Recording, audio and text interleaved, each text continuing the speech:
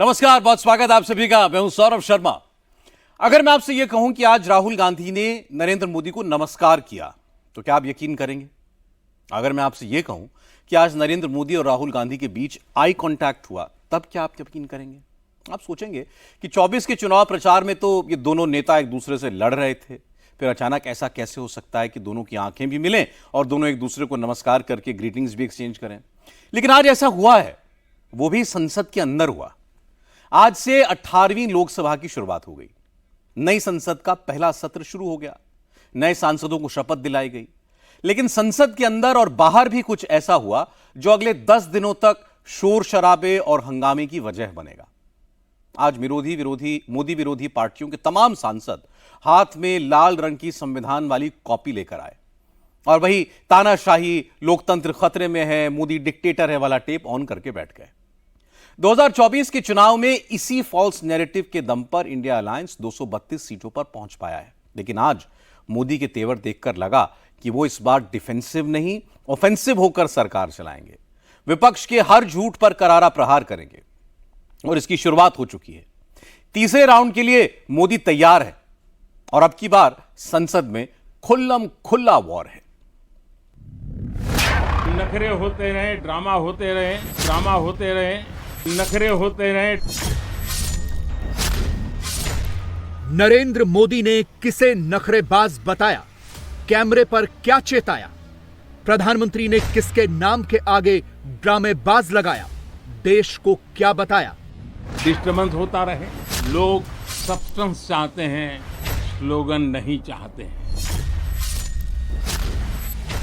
मोदी ने इशारों में किसके लिए कहा? वो बहुत डिस्टर्ब करते हैं, वो शोर शराबा करते हैं, स्लोगन पढ़ते हैं, नारेबाजी करते हैं। नरेंद्र मोदी ने बिना नाम लिए किसकी ओर इशारा किया? 15 दिन में दूसरी बार, 9 जून के बाद फिर अब की बार नरेंद्र मोदी ने शपथ ली। अब की बार पीएम के तौर पर नहीं, एक सांसद के तौर पर शपथ ली। मैं नरेंद्र दामोदर दास मोदी, जो लोकसभा का सदस्य निर्वाचित हुआ हूं, ईश्वर की शपथ लेता हूं। लेकिन क्या आपने मोदी की शपथ से ठीक पहले का फ्रेम देखा? इस फ्रेम को गौर से देखिए। शपथ से ठीक पहले नेशनल एंथम खत्म होने के बाद बाईं तरफ मोदी अपनी सीट पर बैठे दिखे। राष्ट्रगान के वक्त राहुल पीछे की ओर सावधान मुद्रा में दिखे, बाद में आगे बढ़े। लेकिन इसके बाद जैसे ही मोदी शपथ लेने के लिए आगे बढ़े, राहुल और मोदी के दूसरे विरोधियों ने कैमरे पर कुछ किया। अब यह फ्रेम ध्यान से देखिए। मोदी बाईं तरफ होते हुए जैसे ही शपथ वाली जगह पर पहुंचे, दाईं तरफ विपक्षी खेमे में राहुल, डिंपल, गोगोई और दूसरे विरोधी हाथ में कुछ लहराते दिखे। मोदी और राहुल के वीडियो फ्रेम पर गोला लगा के, ट्वीट करके, उस पर टेक्स्ट चिपका के इस वीडियो को वायरल भी कांग्रेस के इकोसिस्टम ने ही कराया और यह नैरेटिव फैलाया कि संविधान की असली रक्षक विपक्ष ही है। अब की बार मोदी की असली टक्कर राहुल से ही है। इस बीच प्रधानमंत्री की शपथ के बाद राहुल और मोदी के बीच कुछ सेकंड्स के लिए आई कांटेक्ट भी हुआ। मोदी ने नमस्कार किया तो राहुल ने भी हाथ जोड़कर वेलकम किया। लेकिन राहुल की यह ग्रीटिंग सिर्फ कैमरे के लिए थी। कांग्रेस की असली स्ट्रैटेजी उसके नेताओं की टाइमलाइन पर दिखी। मोदी ने शिष्टाचार निभाया, विपक्ष को सम्मान दिया, लेकिन कांग्रेस के नेताओं ने इसमें भी मोदी विरोधी एजेंडा फिट करके वायरल कराना शुरू कर दिया। 18वीं लोकसभा के पहले दिन मोदी को घेरने की स्ट्रैटेजी, मोदी के खिलाफ शोर मचाने की रणनीति विपक्ष ने संसद के बाहर ही रेडी कर ली थी। फर्स्ट मोमेंट से ही मोदी के खिलाफ खुल्लम खुल्ला वॉर डिक्लेयर कर दिया गया और हथियार उसी संविधान की कॉपी को बनाया गया जिसके दम पर फॉल्स नैरेटिव क्रिएट करके संविधान खतरे में है का टेप ऑन करके 2024 के चुनाव में इंडी अलायंस 232 सीटें जीतने में कामयाब रहा। नरेंद्र मोदी का तानाशाही नहीं चलेगा, नहीं चलेगा, नहीं चलेगा। संविधान की रक्षा हम करेंगे, हमारी constitution long live, our constitution संविधान का रक्षा कौन करेंगे? हम करेंगे, हम करेंगे। संविधान की रक्षा कौन करेंगे? हम करेंगे, हम करेंगे। नरेंद्र मोदी का तानाशाही नहीं चलेगा, नहीं चलेगा, नहीं चलेगा। नरेंद्र मोदी का तानाशाही नहीं चलेगा, नहीं चलेगा, नहीं चलेगा। नरेंद्र मोदी का तानाशाही नहीं चलेगा, नहीं चलेगा, नहीं चलेगा।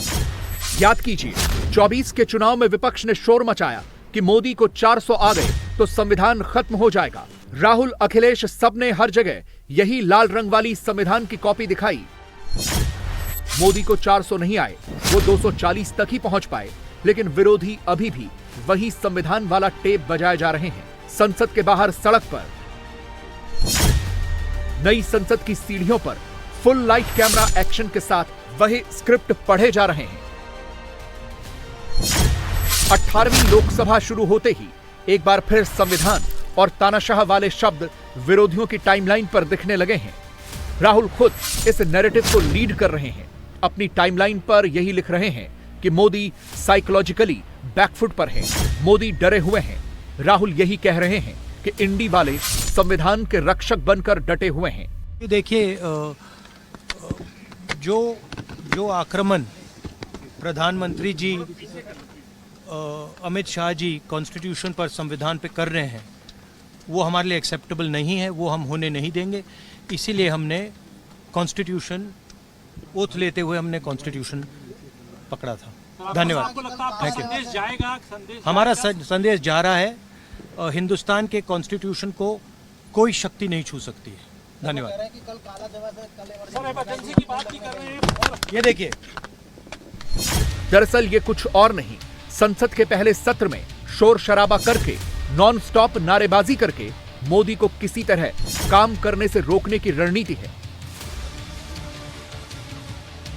प्रधानमंत्री नई सरकार में 3 गुना रफ्तार से, 3 गुना मेहनत से काम करने की बात कर रहे हैं, तो मोदी के विरोधी तिगुनी ताकत लगाकर उन्हें रोकने के पीछे पड़े हुए हैं।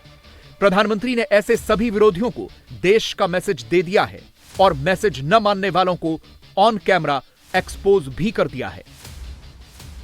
सदन में सामान्य मानवी की अपेक्षा रहती है डिबेट की, विजिलेंस की।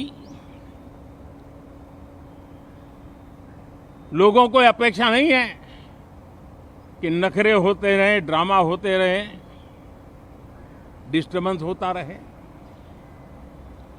लोग सब्सटेंस चाहते हैं, स्लोगन नहीं चाहते हैं। देश को एक अच्छे विपक्ष की आवश्यकता है, जिम्मेवार विपक्ष की आवश्यकता है, और मुझे पक्का विश्वास है कि इस 18वीं लोकसभा में हमारे जो सांसद जीत करके आए हैं, वो सामान्य मानवी की इन अपेक्षाओं को पूर्ण करने का प्रयास करेंगे। देश की जनता विपक्ष से अच्छे कदमों की अपेक्षा रखती है।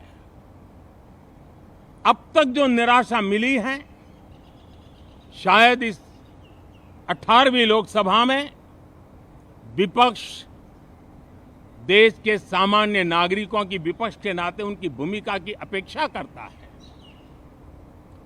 लोकतंत्र की गरिमा को बनाए रखने की अपेक्षा करता है। मैं आशा करता हूं कि विपक्ष उसमें खरा उतरेगा। नई संसद का पहला सेशन 14 जून से शुरू हुआ है, जो 3 जुलाई तक चलेगा। लेकिन राहुल ने मानो पहले से तय कर लिया है, नहीं चलेगा, नहीं चलेगा, नहीं चलेगा। इंडी अलायंस के दूसरे पार्टनर्स को भी शायद टास्क सौंप दिया है कि इन 10 दिनों तक संसद में कोई काम नहीं होगा, सिर्फ हंगामा होगा, और वो हंगामा संविधान की इसी कॉपी के पीछे छुपकर होगा।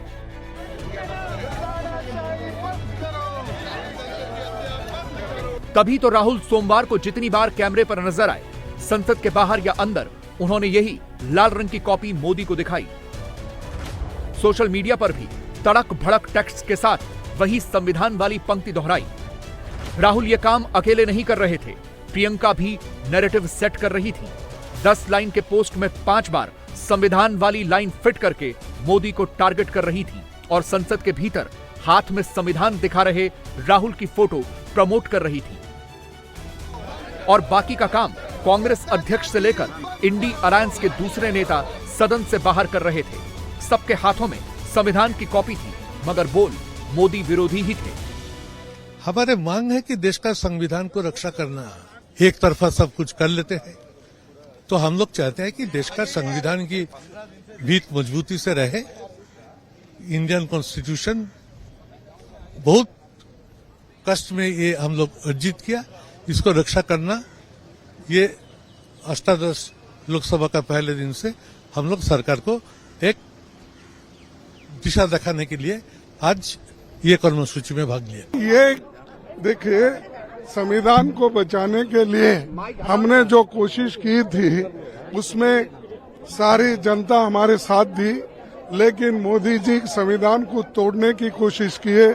इसीलिए आज सभी पार्टी के नेता लोग एक होकर ये जो प्रोटेस्ट कर रहे हैं, और यहाँ पर जो गांधी स्टैचू थी और वहीं पर हम प्रोटेस्ट कर रहे हैं। मेरे बाबा साहब अम्बेडकर की वहाँ थी और गांधी जी की यहाँ थी, यानी हर नॉर्म्स को, डेमोक्रेटिक नॉर्म्स को तोड़ रहे हैं। इसीलिए आज हम ये दिखाना चाहते हैं, भाई मोदी जी आप संविधान के तहत चलिए। मैं सबसे पहले देश की जनता का धन्यवाद दूंगा। देश की समझदार जनता ने इस बार लोकतंत्र बचाने के लिए, संविधान बचाने के लिए जो मतदान किया है, सबसे पहले मैं जनता का धन्यवाद और आभार प्रकट करूंगा। अच्छे दिन का इंतजार करते करते लोग थक गए। मुझे उम्मीद है कि आने वाले समय में खुशियों के दिन जरूर आएंगे।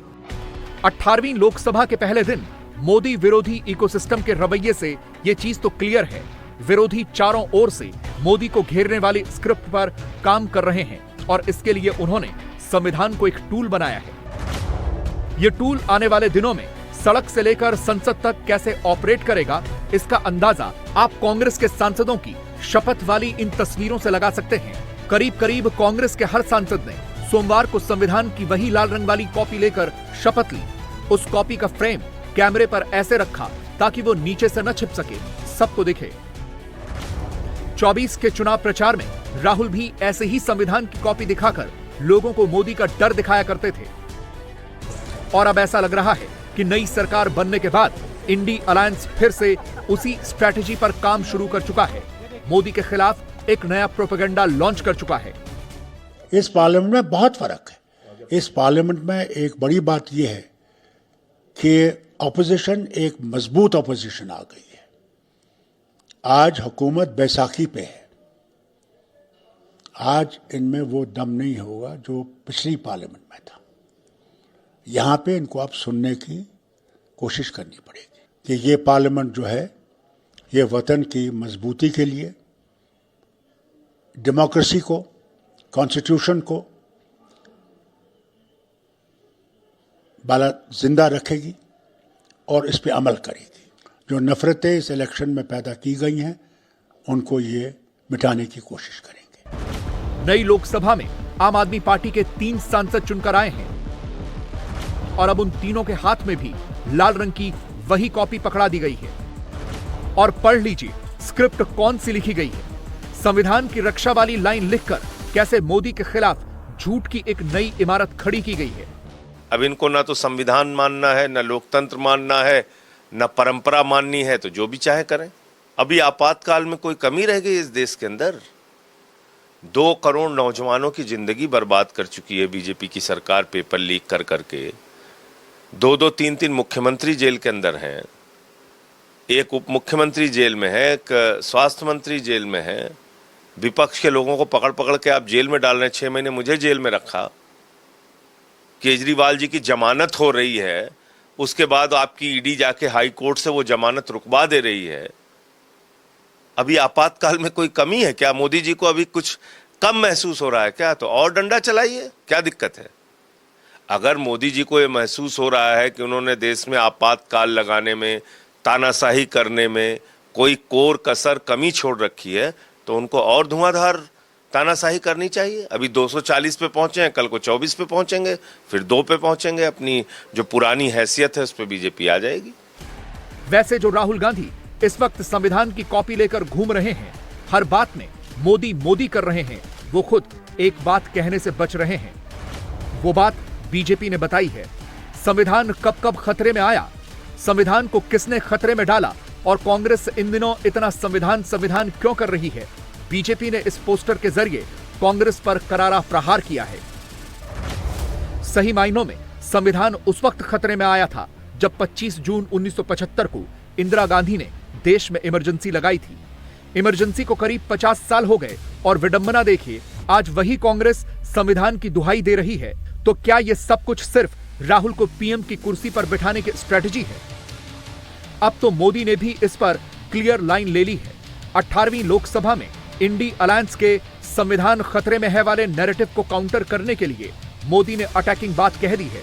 यानी मोदी तय कर चुके हैं कि इस बार वो डिफेंसिव नहीं ऑफेंसिव होकर खेलेंगे। विपक्ष खासकर कांग्रेस को उसी के बिछाए जाल में फंसाकर छोड़ेंगे। आज हम 24 जून को मिल रहे हैं, कल 25 जून है।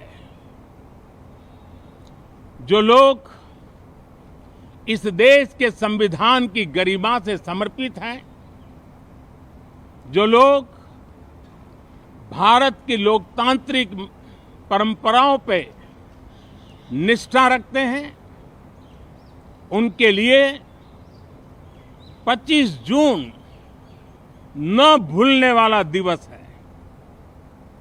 कल 25 जून को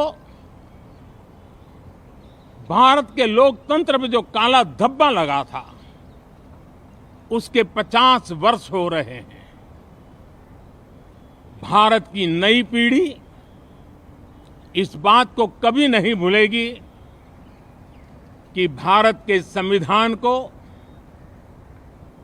पूरी तरह नकार दिया गया था, संविधान के लीरे लीरा उड़ा दिए गए थे, देश को जेल खाना बना दिया गया था, लोकतंत्र को पूरी तरह दबोच दिया गया था। इमरजेंसी के ये 50 साल इस संकल्प के हैं कि हम गौरव के साथ हमारे संविधान की रक्षा करते हुए भारत के लोकतंत्र लोकतांत्रिक परंपराओं की रक्षा करते हुए देशवासी संकल्प लेंगे कि भारत में फिर कभी कोई ऐसी हिम्मत नहीं करेगा जो 50 साल पहले की गई थी और लोकतंत्र पे काला धब्बा लगा दिया गया था। एक बात तो शीशे की तरह साफ है कि 24 के चुनावी नतीजों के बाद भी, मोदी के नेतृत्व में एनडीए की सरकार बनने के बाद भी आगे की फाइट नैरेटिव बेस्ड ही होगी। विरोधी गुट वाले हर रोज नई नई स्क्रिप्ट लेकर आएंगे, हर दिन कोई न कोई नया झूठ फैलाएंगे और मोदी के आगे तानाशाह वाला टैक्स चिपकाएंगे। इसकी शुरुआत पहले दिन से हो गई है। इमरजेंसी के 50 साल हो रहे, बोले तो तुम इमरजेंसी से without declaring emergency you are doing it. इसीलिए हर बार वही बात बोल के आप कितने दिन ऐसा ही अपनी हुकूमत करना चाहते हैं। वैसे नोट करने वाली बात यह है कि देश के पीएम मोदी ही बने, सरकार एनडीए की ही बनी, लेकिन खड़गे अभी भी मोदी की जीत में उनकी मोरल और पॉलिटिकल हार ढूंढ रहे हैं, मोदी को अहंकारी बता रहे हैं। मोदी क्या कर रहे हैं, क्या कह रहे हैं? मोदी सबको साथ लेकर चलने की बात कह रहे हैं। एनडीए के पास बहुमत है, फिर भी मोदी सबकी सहमति चाह रहे हैं। सरकार चलाने के लिए बहुमत होता है, लेकिन देश चलाने के लिए सहमति बहुत जरूरी होती है। हम सबको साथ लेकर के चलना चाहते हैं, सबको साथ लेकर के संविधान की मर्यादाओं का पालन करते हुए निर्णयों को गति देना चाहते हैं। लेकिन विपक्ष मोदी की हर बात में कोई न कोई कमी निकालने की कोशिश कर रहा है। इसे एक एग्जाम्पल से समझिए। एक भारत श्रेष्ठ भारत के स्पिरिट के साथ जब मोदी 18वीं लोकसभा शुरू होने से पहले कैमरे पर आए तो उनके साथ नॉर्थ से डॉक्टर जितेंद्र सिंह थे, साउथ से एल मुरुगन थे, वेस्ट से अर्जुन राम मेघवाल थे और नॉर्थ ईस्ट से किरण रिजिजू थे। लेकिन विरोधियों ने मोदी की इन तस्वीरों पर यह एजेंडा चलाया कि एनडीए का कोई पार्टनर मोदी के साथ कैमरे पर नहीं आया। दरअसल ये कुछ और नहीं, विपक्षी पार्टियों की 24 की हार की खींच है। इसीलिए वो कभी संविधान की लाल रंग की कॉपी दिखा रहे हैं, कभी फेक नैरेटिव फैला रहे हैं, अपना सच छिपा रहे हैं, मोदी के खिलाफ संविधान खतरे में है वाली एक और झूठी पटकथा घुमा रहे हैं। आज तक ऐसा कोई एक उल्लंघन मुझे बता दीजिए ना जो संविधान का हुआ हो, जिसकी वजह से ये लोग इस तरीके का भ्रम फैलाने का कार्य करते हैं। हकीकत है विपक्ष के पास कोई मुद्दा नहीं है, लोगों को सिर्फ डरा कर ही ये उनका मत हासिल करते हैं और यही प्रयास इस बार चुनाव में भी इन लोगों ने किया। ये उन लोगों का कहना है, वो ठोठी दलील है जिसको हम लोग कहते थे तरलौजी। कहाँ संविधान खत्म हो रहा है वो बतावें, कैसे हो रहा है।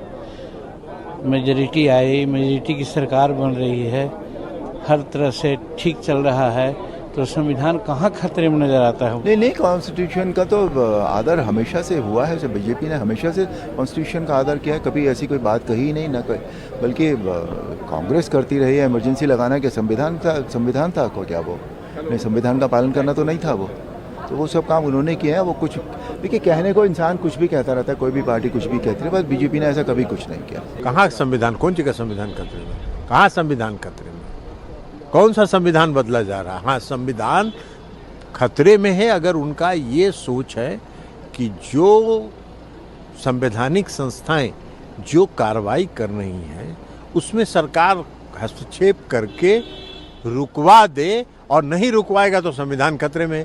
अरे सरकार का कहाँ है, जो संवैधानिक संस्थाएं वो अपना कार्रवाई कर रही हैं, जैसा करिएगा वैसा भरिएगा, तो जैसा किए हैं वैसा करिए, उसके कार्रवाई के लिए तैयार रहिए और अदालत में मुकदमा लड़िए। कोई संविधान खतरे में नहीं है, संविधान सुरक्षित है। अखिलेश यादव, डिंपल यादव, समाजवादी पार्टी के 37 सांसद कल शपथ लेंगे, लेकिन समाजवादी पार्टी ने शक्ति प्रदर्शन आज ही कर दिया। अखिलेश यादव ने सबसे आगे अवधेश प्रसाद को रखा है। अवधेश प्रसाद वही जो अयोध्या जीत कर आए।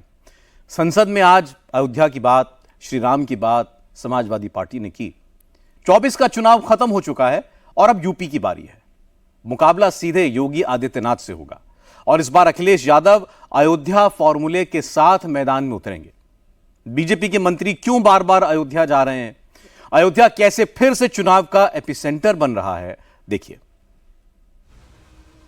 ये संसद में समाजवादी पार्टी का शक्ति प्रदर्शन है।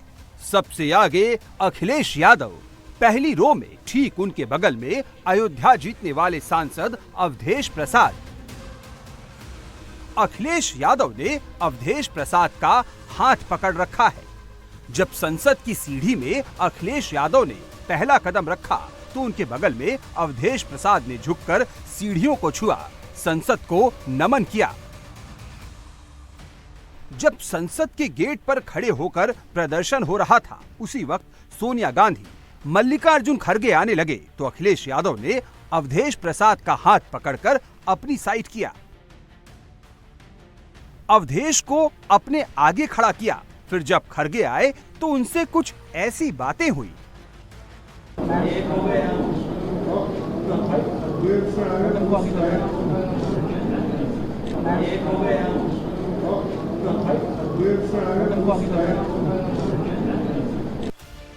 जब सोनिया गांधी आई तो उनसे अखिलेश का नमस्कार हुआ। फिर जब बात चली तो अखिलेश यादव ने अपनी तरफ से अवधेश प्रसाद का परिचय करवाया।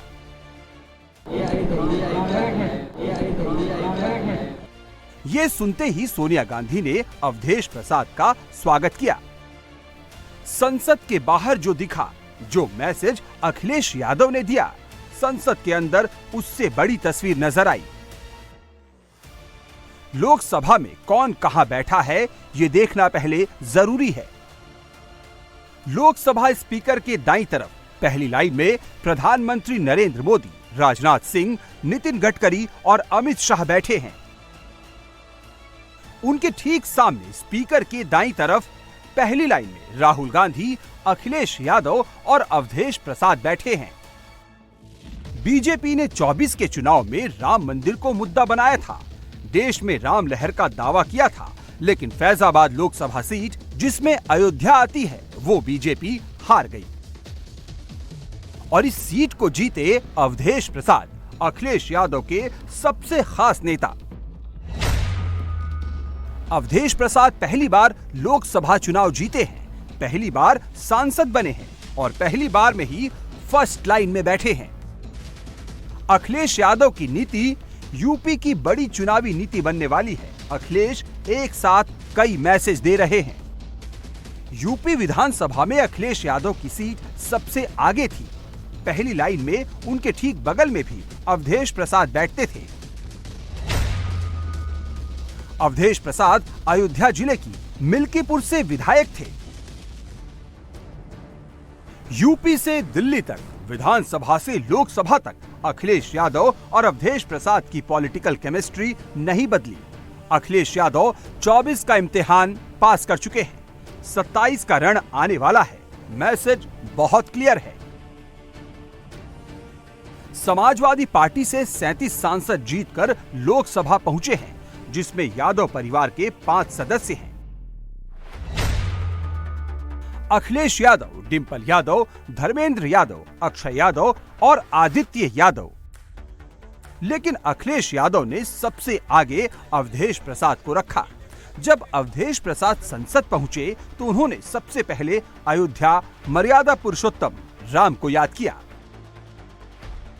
मर्यादा पुरुषोत्तम राम, प्रभु श्री राम की मर्यादाओं को अक्षुण्ण रखते हुए पूरे देश में उनकी मर्यादा को कायम करूंगा और वहां के देवतुल्य मतदाताओं की उम्मीदों पर खरे उतरूंगा। बीजेपी ने अयोध्या के लिए हमेशा आवाज उठाई। अब अयोध्या की आवाज अखिलेश यादव के साथ है। सबसे बड़ी बात, अखिलेश यादव इस बार संसद में अयोध्या प्लान के साथ आए हैं। मीटिंग कर के लिए कोई खास प्लान है? हाँ है, प्लान है बढ़िया। क्या प्लान है? बताएंगे। संसद में अयोध्या वाली आवाज जरूर गूंजेगी, लेकिन यूपी में इसका क्या असर पड़ेगा, कहां पर कितना असर पड़ेगा, ये भी समझिए। अखिलेश यादव पर 2 आरोप हमेशा लगते रहे हैं। वो यादव वाली राजनीति करते हैं और मुस्लिमों के प्रति सॉफ्ट कॉर्नर रखते हैं। यहीं से M+Y का फॉर्मूला बनता है। इस इमेज से समाजवादी पार्टी को काफी नुकसान भी हुआ। अब अखिलेश यादव ने नई तस्वीर तैयार की है, जिसमें दलित, यादव, मुसलमान, अगड़े, पिछड़े सब हैं। यूपी विधानसभा में अखिलेश यादव अपने बगल में अवधेश प्रसाद को बैठाते थे। उसका असर 24 के चुनाव पर भी पड़ा। अवधेश प्रसाद दलित हैं। दलित में पासी बिरादरी से आते हैं। यूपी में पासी की आबादी 1.25 करोड़ है। इस बार यूपी में दलितों में सबसे ज्यादा 8 सांसद पासी समुदाय से हैं। पासी वोट बैंक गैर जाटों में आता है। ये कभी बीजेपी की तरफ था, लेकिन इस बार टूटकर समाजवादी पार्टी के पास गया है, जिसका नतीजा अखिलेश यादव के चेहरे पर, डिंपल यादव के चेहरे पर साफ नजर आ रहा है। 10 साल के बाद संसद में इतनी मजबूत समाजवादी पार्टी हो सकी है। समाजवादी पार्टी लोकसभा चुनाव में तीसरी सबसे बड़ी पार्टी है। अब इसी रिजल्ट को पहले उपचुनाव में, फिर विधानसभा में कन्वर्ट करना है।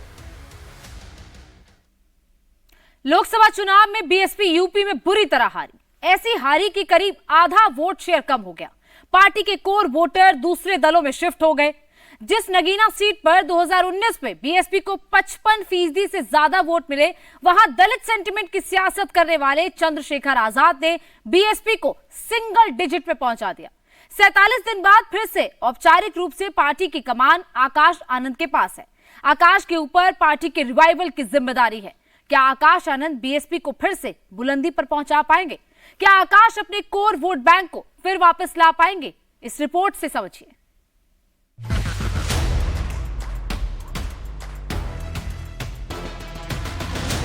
बसपा में ठीक 47 दिन बाद आकाश आनंद की वापसी हो गई है। लोकसभा चुनाव में करारी हार के बाद बसपा की राष्ट्रीय कार्यकारिणी की बैठक हुई।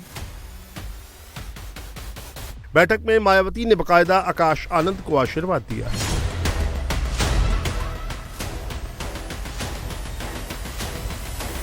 माननीय आकाश आनंद जी को माननीय बहन जी ने अपना एकमात्र उत्तराधिकारी घोषित किया है, पुनः उत्तराधिकारी घोषित किया है और उनको राष्ट्रीय कोऑर्डिनेटर बनाया है और पूरे देश में वो जाएंगे और देश में जो भी पदाधिकारी हैं उनके रिपोर्ट को माननीय बहन जी को प्रस्तुत करेंगे और इस प्रकार से बहुजन समाज पार्टी को मजबूत करेंगी माननीय बहन जी। यानी एक बार फिर से मायावती ने आकाश आनंद को अपना उत्तराधिकारी बनाया है। आकाश अब पार्टी के नेशनल कोऑर्डिनेटर भी होंगे। मायावती ने बैठक के बाद ट्विटर पर जारी अपने बयान में आकाश आनंद का जिक्र किया और कहा कि पार्टी ने इन्हें फिर से मौका दिया है। मुझे उम्मीद है कि वो अपनी पार्टी में हर स्तर पर एक परिपक्व नेता के रूप में उभरेंगे। मायावती ने इस ट्वीट में पार्टी की हार की वजहों के बारे में भी बताया। उन्होंने कहा कि विरोधियों ने गलत प्रचार से लोगों को बरगलाया, संविधान बचाने जैसे मुद्दे पर लोगों को गुमराह किया, साथ ही एनडीए सरकार को पूरी तरह स्थिर नहीं बताया। लोकसभा चुनाव के बीच एक भाषण की वजह से मायावती ने आकाश आनंद के करियर पर ब्रेक लगा दिया था और सभी अधिकार छीनते हुए उन्हें नेशनल कोऑर्डिनेटर के पद से हटा दिया था। मायावती ने 7 मई को सिलसिलेवार तरीके से ट्वीट करते हुए इसकी घोषणा की थी। इसमें उन्होंने आकाश को राजनीति में अपरिपक्व बताया था, साथ ही कहा था कि पूर्ण परिपक्वता आने तक वो इन जिम्मेदारियों से अलग रहेंगे। लेकिन अब जब पंजाब और उत्तराखंड में उपचुनाव होना है तो उस उपचुनाव को देखते हुए मायावती ने बसपा में आकाश आनंद की वापसी कराई है और उन्हें स्टार प्रचारक भी बनाया। पंजाब और उत्तराखंड के लिए जारी स्टार प्रचारकों की लिस्ट में मायावती के बाद आकाश आनंद का ही नाम है। ऐसे में बड़ा सवाल है कि क्या लोकसभा चुनावों में करारी हार की वजह से आकाश आनंद की बसपा में वापसी हुई है या आजाद समाज पार्टी के नेता चंद्रशेखर के बढ़ते जनाधार की वजह से मायावती ने ये फैसला किया। पिछले 12 साल से बसपा राज्य की सत्ता से बाहर है और उसका बड़ा वोट बैंक भी धीरे धीरे छिटकते हुए देखा जा सकता है। यही वजह है कि इस बार के लोकसभा चुनाव में न सिर्फ बसपा की करारी हार हुई बल्कि सबसे कम वोट भी मिले और एक भी सीट नहीं मिली। बसपा को इस लोकसभा चुनाव में यूपी में सिर्फ 9% वोट मिले, जबकि 2019 में 19.4% के साथ 10 सीटें मिली थी। 2014 में भी बसपा ने कोई सीट नहीं जीती थी, लेकिन 19.8% वोट मिले थे। बसपा इस चुनाव में सिर्फ हारी नहीं बल्कि कई सीटों पर उसकी जमानत भी जब्त हो गई है और किसी भी सीट पर वो दूसरे नंबर पर नहीं रही। 2019 में बसपा ने यूपी में 10 सीटें जीती थी। ये सीटें हैं गाजीपुर, लालगंज, नगीना, अमरोहा, बिजनौर, अंबेडकर नगर, घोसी, सहारनपुर, श्रावस्ती, जौनपुर। यही नहीं, जिन 10 सीटों को 2019 में बसपा ने जीता था वहां पर भी तीसरे नंबर पर रही, जबकि कई सीटों पर उसका वोट शेयर 2% से भी कम हो गया।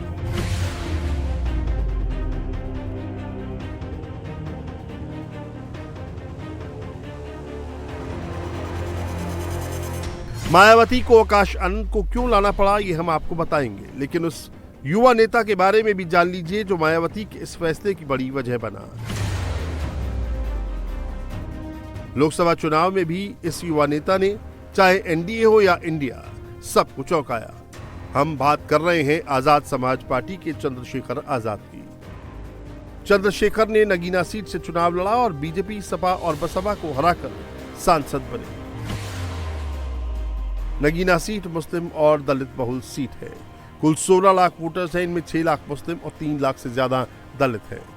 लेकिन इस चुनाव में चंद्रशेखर ने सिर्फ जीत ही नहीं दर्ज की बल्कि 50% से ज्यादा वोट हासिल किया।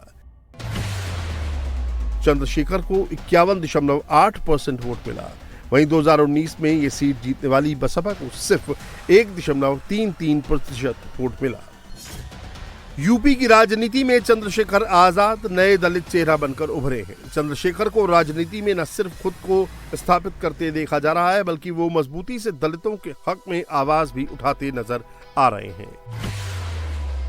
यूपी में 21% दलित हैं। इनमें 54% जाटव और 46% गैर जाटव हैं। इससे मायावती के भविष्य पर खतरा मंडराने लगा है। जिस दलित वोट बैंक के सहारे मायावती अपनी राजनीति करती आ रही हैं, वो या तो इस वक्त इंडिया गठबंधन के साथ जाता दिख रहा है या चंद्रशेखर के साथ। बसपा सभी दलितों को अपना वोट बैंक मानती है, लेकिन जाटव का झुकाव बसपा की ओर ज्यादा है। लेकिन इस चुनाव में उसमें भी बड़ी सेंध लगती नजर आ रही है।